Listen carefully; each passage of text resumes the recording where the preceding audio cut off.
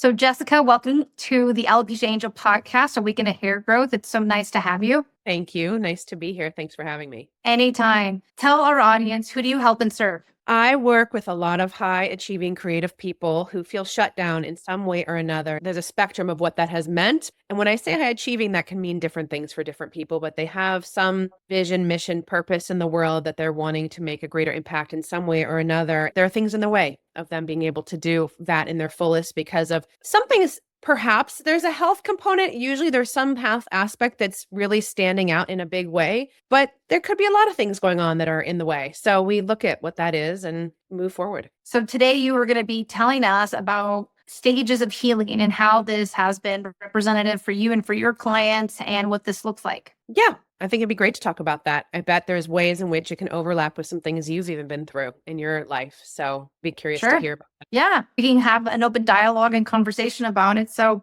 let's get started. Great. So what's the first stage, or what are some of the observations that you would see? I think that this isn't always in any particular order. However, I do think that these all have to be present even when you begin to question them, that you come back to them. Like, for example, one of the first things I list is belief.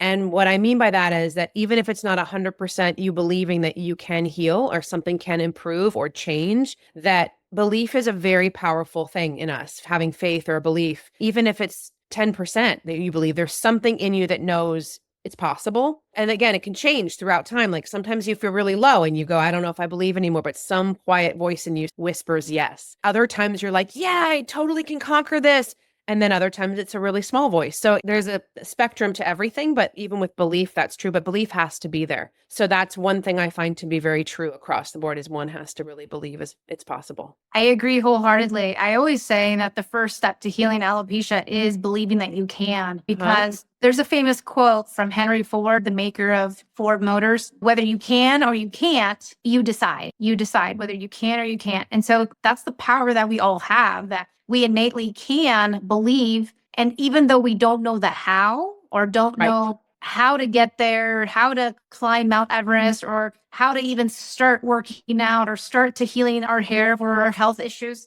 that there is someone out there who can help us, who can get us on the right path. It's so true. It's so true. I agree. Sometimes it's not even our business to know how. In fact, that's the part of what the journey becomes, is you learning how along the way. You don't get to know the how only by doing and believing and employing others and allowing others to step in and help you and surrender to whatever is meant to be in the process of that. Believing is like the undercurrent. I think a lot of it too goes with intuition, because, for example, in my own journey, and probably in everyone else who's listening, is that we've all seen multiple doctors and not everyone can help us. We've seen multiple specialists, whether it's for hair, fertility, hormones, thyroid, or anything else. And not everyone is going to have the time, the care, the knowledge, or even the actual toolkit to get you to where you need to get to. That's been very apparent in my own journey, and I'm sure in yours too. What was the one thing? I'm like, you can never say the one thing, because if it weren't for those 10 other things, you don't even know what life would be like over here. It's an amalgam. It's a combination of lots of things that somehow bring you to where you are. But you have to believe along the way that somehow you're on the path, whatever that path is for you. 100%. Last week on the podcast, I had news about one of my new clients who's a gut health coach, 60s, and she's been in the gut health industry before gut health was even a trendy name. And she's been dealing with hair loss for 20 years. She starts the program, and literally within 24 hours, she emails me, and she's just by following a portion, not even all of it, just a portion of your recommendations, my hair loss stopped in 24 hours. So I had a coaching call, and there was other people on the call, and a lot of the other people were like astonished, and they're like, what? Are you serious? And they started questioning her, like, how do you know? How did you see this? How did you understand that your hair loss stopped? And she's like, I could just see it in the bowl, because she's got really long hair. Yes, she could see less. Right. She could just see it in the bowl, like when she's either shampooing or whether she's brushing her hair or anything. And so she's got dark hair against a white porcelain bowl. Like, she saw clumps of it, and now literally within 24 hours, it just all stopped. He's someone that you would consider had a strong belief or a vague belief or enough of a belief to do, you know what I mean? Like, where does belief fall for someone like her? For sure. She had the belief, but I think that's part of the problem. I think many times is that we try to do things ourselves, whether that's putting the IKEA furniture together, whether that's trying to paint the house, whether that's trying to fix the leaky roof or whatever it is, just leave it to a professional. Thank leave it to you. the person who's tackled it and who's accomplished it with brilliant results. I say this because it is that hard. We have blind spots, we have mistakes, we have stumbling blocks that we're not going to get over because we're so entrenched in our thing. thing. And that's why when you go to war, you have the head journal, the head colonel or whoever looking at the strategy of everything overall. And then you have the people in the front lines, and then you have people like right behind them. Should this group of people go, then the next people go, and so on and so forth. So it's like an organized, strategic movement of sorts. And so at the same time, because we're so entrenched and we're on the front lines, seeing the hair loss, feeling it, or anything else, whether it's gut health issues, migraines, fertility, or whatever, you're in the front lines and you can't see the outside of it. Yeah, you're too in it. That's right. I do think we are our own worst enemy in that regard. Yeah, we are too attached. And the thing is, it could be something so simple or something a little more progressive that needs more time. But at the same time, it's all possible. It's just working with the right person. Yeah, with the right person. And again, it comes back to believing, even if just a whisper of you believes, that can change though, even from day to day. It's almost like sometimes you believe this much, sometimes it's a little lower, sometimes you're not feeling so great, you believe a little more, but then you employ others. Belief also means then trusting in yourself, in someone else helping you, in something that can go on with the trust piece comes in as well. You can even correlate it to dating. You could date a lot of people, and not everyone's going to be for you, right? Not everyone's going to be your one soulmate for the rest of your life. And at the same time, you can find that one soulmate if you believe and you keep at it. But if you give up, then guess what? Then you give up and you're single and you've decided that. And the same happens with your healing. Once you give up, it's game over. You're done. There's no more options. And so that's the unfortunate thing when people become disappointed. But many times they're disappointed because of not getting the results, but maybe that person has led them to the next thing and to the next thing. And it's like breadcrumbs, right? I don't know too many people who meet their, let's say, true love, let's say in kindergarten. I don't know anyone actually. Do you know somebody? Not kindergarten, but a little older. Yeah, but they're an enigma. You can't even, they're like their own. Every relationship helps you grow and learn to the next one and to the next one. Even like jobs, you can even correlate it to jobs. You don't get promoted to a high VP level right out of college. It's just like, it's a little more responsibility with each job, with each promotion, with each change of jobs or industries. And right. So what you're saying is it all builds on itself. It's all building on itself. Yeah. 100%. That's coming back to that comment I made when someone says, what was the one thing? And I'm like, you can't say there's one thing because it's all connected. You wouldn't even have gotten to the thing you're at now if it maybe wasn't for the thing from prior. Even if the thing from prior didn't feel good or didn't work, it still somehow brought you to now. Exactly. I love that. The next one is acceptance. What I mean by that is it doesn't mean settling. It means that you fully accept whatever it is that's happening is happening. If you have alopecia, you have to accept this is reality. This is what's happening. I see my hair in that porcelain bowl. This is I'm accepting this is happening. I'm not pretending. I'm not denying that my hair is in that bowl there. And that anything that you're resisting as will persist. So if you're pretending like, oh no, I don't lose my hair. I'm cool. I'm good. I'm just fine. The acceptance attitude, I think, is what activates healing. And that brings me down to something below, which around connected with surrender, really. But anyway, so you have to accept. That is part of healing. Part of healing is accepting exactly what is happening and not being in denial and pretending like it's not there and avoiding. Have you seen that people deny and they like you just close your eye and look the other way? It's very rare. It's very rare the person who denies their situation. I have come across one person who doesn't want to say it's alopecia, even though she knows it's hair loss. She doesn't want to give it a name or a diagnosis because, again, there's more embedded fear behind that. And I respect that. But I will say out of my own healing journey, the denial and just straight denial of things and situations elongated the healing process. It didn't shorten it. And that's what we want. We want results in less time. We want to shorten it. So we have to get over the denial piece. And I think that's where coaching comes along because I can be your mirror and say, hey, this is the way we're going to handle it. These are your next steps versus you saying, this is a situation and what do I do? And then you're like frozen. You're frozen. You're in denial. You're like, no, that can't be it. No, I'm the only one. No, this, no, that. And it's really hard to move past the denial. It took me 4 years. There was a lot of denial. Exactly. Because it's sometimes too much to bear. You can't get with, no, this isn't me. That couldn't be my story. So I'll just push through it. It'll be gone tomorrow. I'll wake up and it'll be, because there are things that we go through that are like that. Like some things heal on their own. You have something like you've had I don't know, like your Paper cut. Yeah. In a few days, it's just gone. But it's hard to know with certain things. So you want to give it a little more time. Oh, let me give it a little more time. But at a certain point, you go, I have to accept that this is not Getting been better on its own. Just by having my Wheaties every day. No, it's not improving, and it's only getting worse because now, like, I'm feeling more depressed, anxious about it. People are noticing. Maybe they're looking at my scalp. Maybe they're looking at so many other things. And then I also, in my own situation, I felt myself being more of a homebody, going out less, not really wanting to see friends or family and wanting to hang out or do things. And so I became less of a social person and more of an introvert. Some things I can relate to that too, by the way, very much from the things I've been through with my health. But it was sneaky. Like I didn't realize that was happening. And then I'm like, I just was like, oh my God,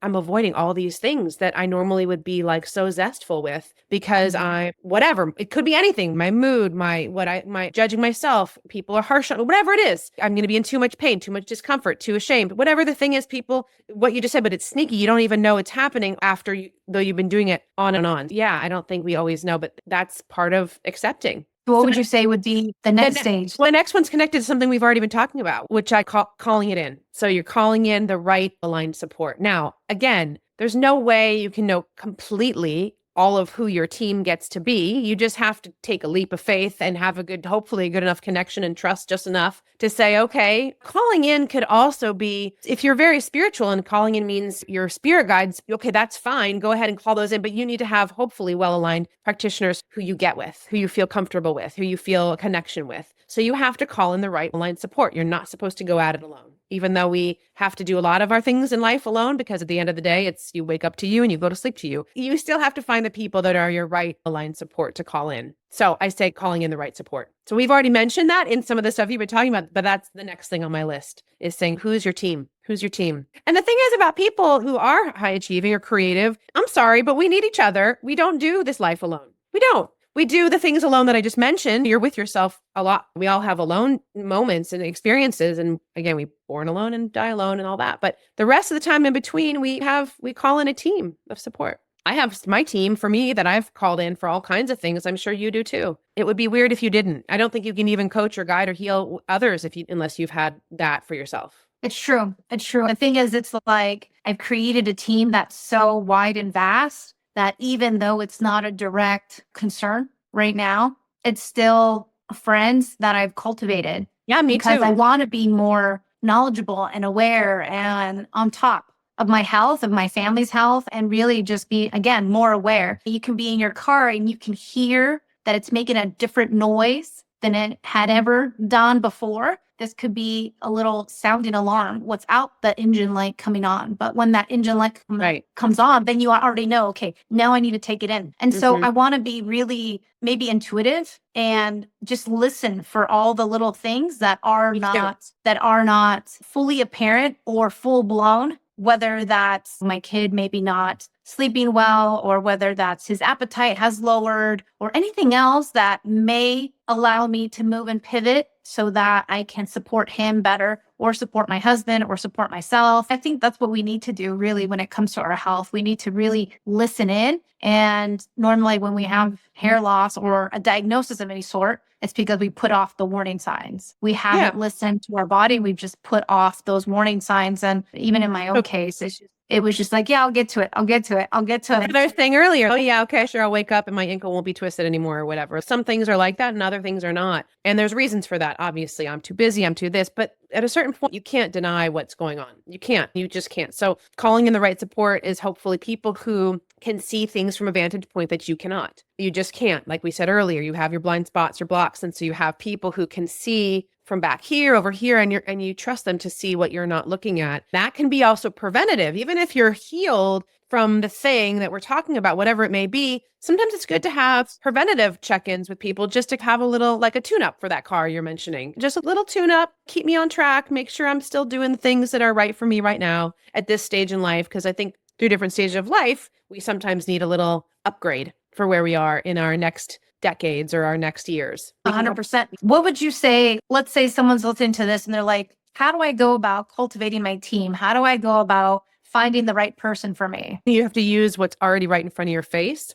which is the community that you already have. Now, some people, that's again, everyone has a different answer for that, meaning some people go, I wouldn't ask my people about, that. They have no idea. But the most important is that you start with what's right already in front of your face. I think that you start there. And again, it depends on what your life is like. If they're not right in front of your face, you have to really think back. Well, okay, who along the way have I met that I'm not considering, that I'm not thinking of? Is there someone in my community that I'm not remembering? Like, oh yeah, I was at the library and I talked with that librarian that one time, like a few years ago, and she was showing me these really interesting books. Okay, she's not in my immediate community, but like I did speak with her that day and that could be interesting. So you have to get a little maybe creative. If the people that are right in front of your face aren't your best resources, you have to think outside the box a little bit and start there. Because depending on the situation, I think maybe some people want to keep their privacy minimum or not alert their friends or family or anything else. It depends on what their issue is. There's not like a hotline for every health issue, not necessarily, or everything that you have going on in your life, but there's not. You're right. Depends. Everyone's different about privacy too and who they speak with. So it really depends on the person. You have to really listen to your own inner compass.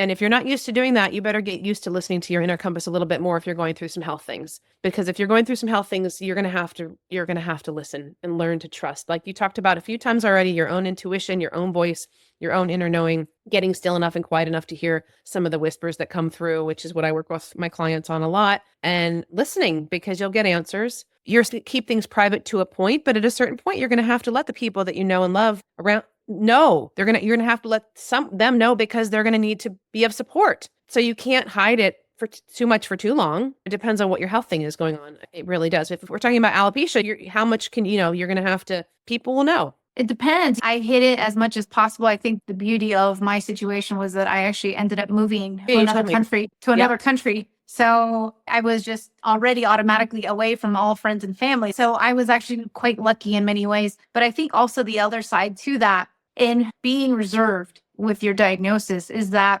time is ticking. And depending on the situation, you can go bald. And so then you would need a wig. And then people will notice that if you don't have the situation that I did where you actually moved to another country or another city. At the same time, I would say going back to how to maneuver and find your tribe, I think case in point is to do your research. Case in point is to find somebody who's been there, done that. Case in point is to find somebody who's got the results. Because the thing is, for example, my acupuncturist say, actually, it's not just the acupuncturist, many types of acupuncture friends that I have say, oh, we can heal alopecia, but they don't even have one client that they've actually healed. You know what I mean? So what's the point of saying you can do it when you haven't done it? True. That's saying I've been able to run a mile in less than 4 minutes and I haven't done it, nor do I have the proof. You know what I mean? Exactly. That's all true. And by the way, that's also where, once again, you have to start listening deeper and also discovering who in your, but on a practical level, thankfully now we live in a day and age where there are online forums and communities for almost anything. I had a client who was going to do this sleep apnea surgery procedure that we were trying to decide if it was really right for him. So I researched and found a bunch of some online communities so that he could just pop in and start chatting with people who had done it, who hadn't done it, who they were seeing for it, we found some communities that he could just jump into, and he didn't know these people, but at least it was people that had experience with this stuff that was going on for him. And still he had to make his own decisions anyway. We had to figure out what that was. And that's where listening again comes in, listening to your own inner compass, your own inner guidance that gives you some clues too. So it's a mixture of all those things. But there are online communities now. When I was struggling with some things years ago, there's online. We have access to so much more now in that regard. I have issues with online communities because at least for alopecia, they tend to be negative. They tend to be very negative. There's no cure, or they're very bitter. I guess what I'm trying to say is that I'm very result oriented. So when I see these communities and people talking in there, they're not maximizing their time. They're not maximizing their efforts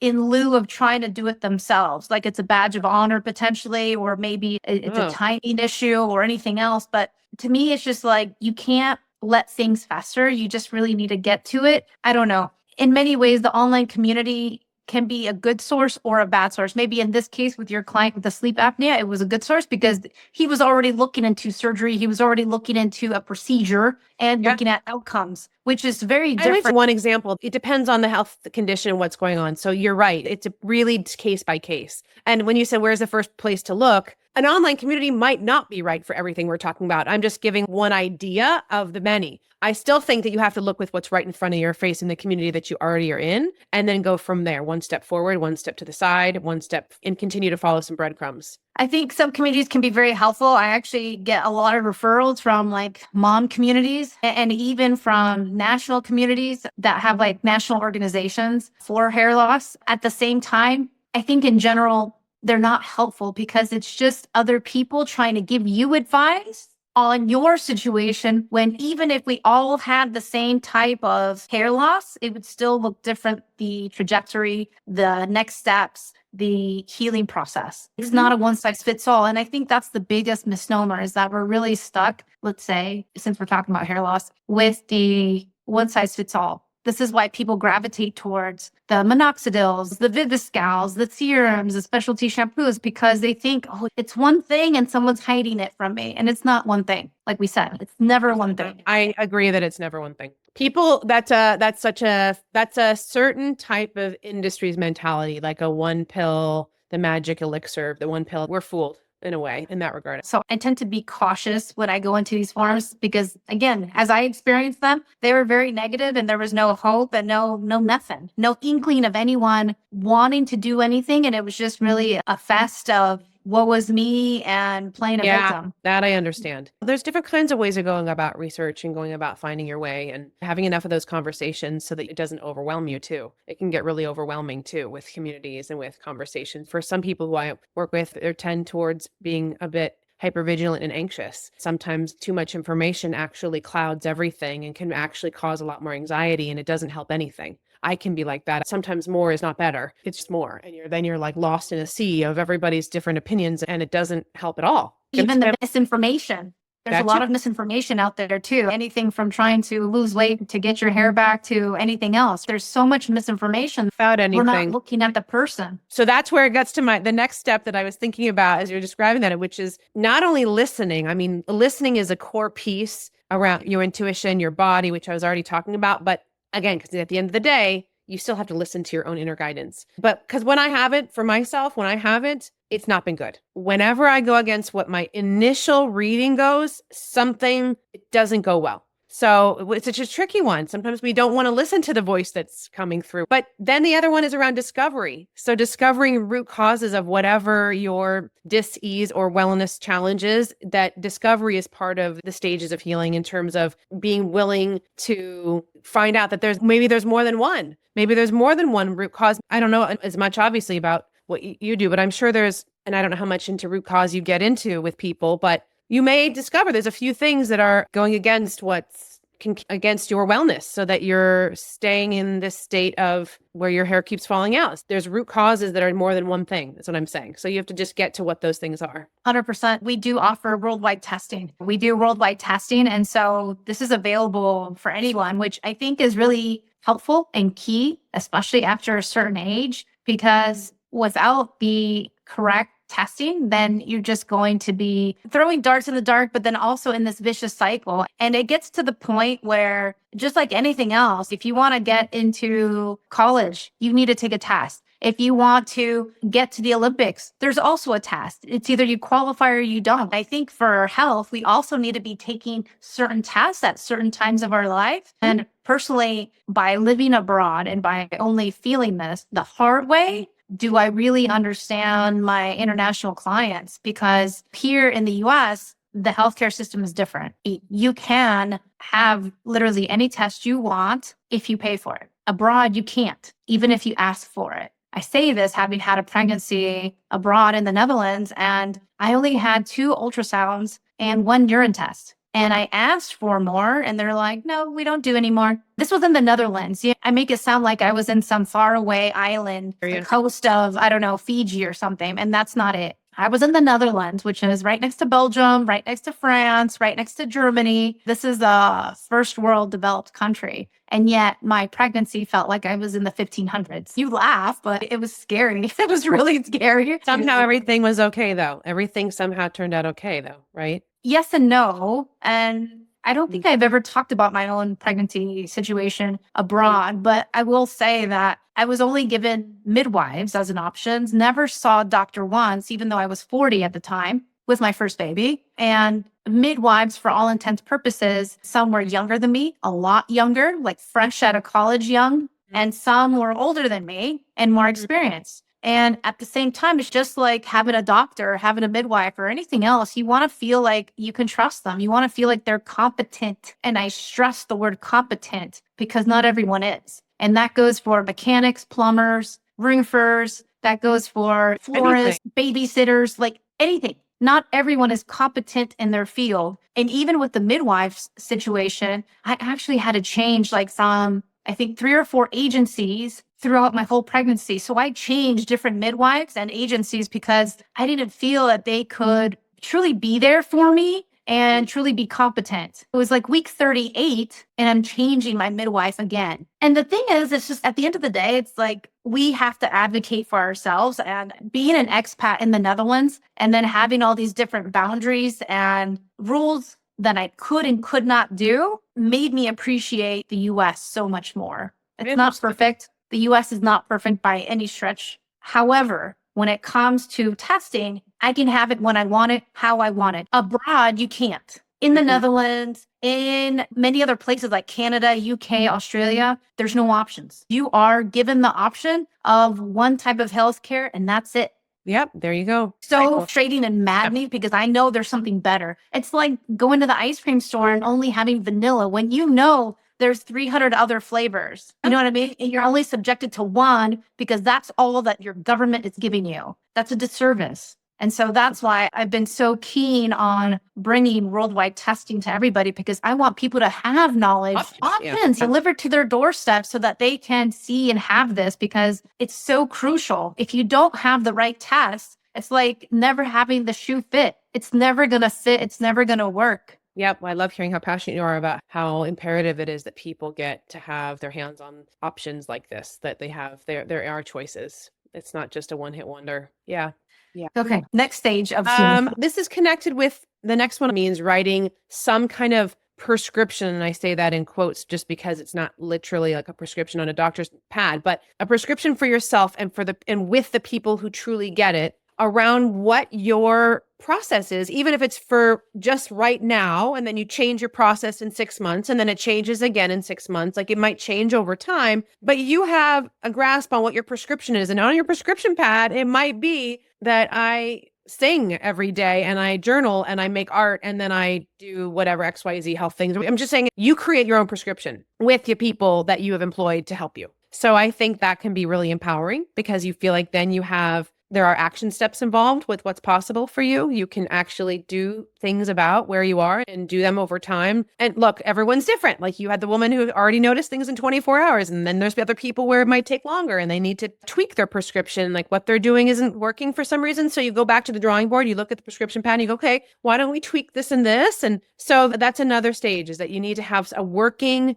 prescription that's like a work in progress that you're working with. I think just to add into that, the thing is like we all have more goals in life. So for example, I have many ladies who want to heal their alopecia and get pregnant. I have others who want to heal their alopecia and their second or third autoimmune disease, or maybe they want to heal their joint pain, or maybe their migraines, or maybe reverse their high cholesterol or whatever it is. We all have extra goals outside of this, outside of the one thing that's bothering us the most. And so it's also working to tailor a situation and life so that they can achieve these other goals. There's always more to it. And people have a hard time realizing that sometimes there are certain things you have to do in order. For example, I have a client who I was doing some thyroid healing with, and she wanted to lose some weight. And I was like, that's great. But you cannot, at this stage with where you are, your prescription pad is that the thyroid healing is number one. You can't be focusing on quote unquote losing weight while you're healing an organ in your body. You just have to be really clear that what you're focusing on later on, the other things will come and there will be happy side effects to focusing on the thing that really is standing out. And by the way, blocking you from all the wellness in the rest of your body anyway. So usually there's an umbrella thing hanging out above that is the main thing going on that you need to focus there. And from there, the rest of the things will follow. Then the next thing is around surrendering our attachment to the outcomes. We have to surrender and get out of our own way and releasing our grip on things and being willing to receive the healing that's coming and the help from other people. That's part of it too. Even though this client I'm mentioning, she goes, I want to lose some weight. I'm like, that's great. You're going to have to surrender to your attachment to the outcome of that for now. Because right now, if we don't do the healing, the underlying issues, you're not going to get there. There's just interesting pieces that have to happen before the other. I have another client who was going through a lot of emotional, psychospiritual, emotional kinds of things. And while some of my clients I might have given some things to in the beginning, I have this gut healing protocol stuff that I have, and I have all these things. She had a lot of deeper inner work to do. And so later on, I gave her this gut health book that I had worked on. And she said, why didn't you give this to me in the beginning? I said, because you couldn't have received it. And she was like, oh, you're right. That's right. In my logical mind, I like to think that I could do that. But in reality, I had a lot of other stuff I needed to dig through first that was in the way of me receiving the other thing that you might have given me. I wonder how many people realize that about themselves. It's a big one. Because a lot of times I realize people are just like, just tell me what to do. Give me the 1, 2, 3, 4 steps. But sometimes there's more than just 4 steps. That's what I'm saying. Because we get obsessive in our minds. I want that goal. I want that. You want that. I want that house. I want it now. I want to feel better now. So just tell me what to do. I'm going to do it. And I'm really overachieving and I'm a type A and I'm just going to do it. That's great. But there's a lot of things that got you to where you are now. And if you don't look at some of those habits and patterns that have got you there, you're going to go right back to those things anyway. And you're not going to progress in the way that you might like to because you're in your own freaking way. So we get really attached to things that we think we want when really we've got to slow it down and actually surrender to the attachment to those other outcomes and look at really what the bigger thing is that's going on that's causing the most challenge. What other patterns have you seen within your clients in terms of like them getting blocks from healing? There could be really loud ones that are very obvious. Any addiction, if you're so, I want to, could be anything, but then they're a closet alcoholic and then they're going to be blocking their own wellness, but thinking they're fine. There's lots of things that we get habituated to that I think can get in the way that are actually blocks to what we really want. There are little security blankets or they're low full-blown addictions or they're just compulsions or something. I think those are some of the biggest. And there are people that are very high functioning that have those things. Anyway, so the blocks really are about, I think, things that people aren't willing to look at in themselves that are actually the things that are in the way of them getting and achieving what they want for themselves. We all have them, but some people really have bigger ones than others. Interesting. Any final thoughts or words of wisdom that you would like to share with our audience? The last bits of my steps really are about neutralizing negative messaging from healthcare providers, because I think that's another big one that comes on and you want to form solid relationships with the people in your life who really do get what you're going through. I think relationships are at the core and community is at the core of all of this. And that I do believe that you will encounter, and I certainly encountered a lot of health professionals who really actually messed me up. They said really negative and really disempowering things. And it really was painful to hear those messages. And so I had to really seek out the people who I really trusted had my back. And then another thing I'll say is at times we have to make radical changes in our lives in order to get some of the things that we want around our health. Like it could be anything. Maybe you need to move to somewhere else so that has better air or whatever. It could be anything. I also think the last part that I like to talk about with people is the willingness to see that whatever your challenge actually is where your biggest growth and your biggest gifts are going to come from. I'm not saying it's an easy thing, but if you are willing just enough to see that there's some gold there, then later on you will receive some of the biggest gifts from one's life. I think can come from some of the biggest health and life challenges, not right away necessarily, but a lot of gold can come from there usually. There's no black and white to this, but I think that you're at an extreme advantage if you start realizing and you're willing to see that these things and these challenges can be gifts and perhaps some of the greatest gifts of your life. We're so aligned because I always say that alopecia is a blessing in disguise. It was for me. And I do see that at the end of the rainbow. When you start working with somebody too, right? They have a problem and there's an immediate need. There's an urgency to get the healing and the hair growth in my case. And then by the time we're on our final coaching call, things are just so much better. Their life has changed. in Yeah. such an amazing way. And they continue to see so much progress where they have nothing but gratitude for all the learnings and for really having like that fast track towards the hair growth. Because literally, just like the lady with the gut health, it's one thing to know and be an expert in your field, but there's another thing that, again, understanding our own blocks and what we need to do. True. I also think whatever your health thing is, whatever you end up, if they end up growing their hair back, that's great, but it's actually a happy side effect to doing a lot of other great things for yourself that you're going to end up being better off having had that thing that caused you to create wellness in other aspects of your life along the way. So it's a much bigger picture than we think it is. That's what I would end with. Those are super important to me. And like you said, they are to you too. Super cool. Thank you. Yeah. Way to Thank go. you. Take Bye. care. Bye-bye. Thank you for listening to the Alopecia Angel podcast, a positive light in healing alopecia. You can do this and we can help. Spread the word that reversing alopecia is possible by telling your friends and family.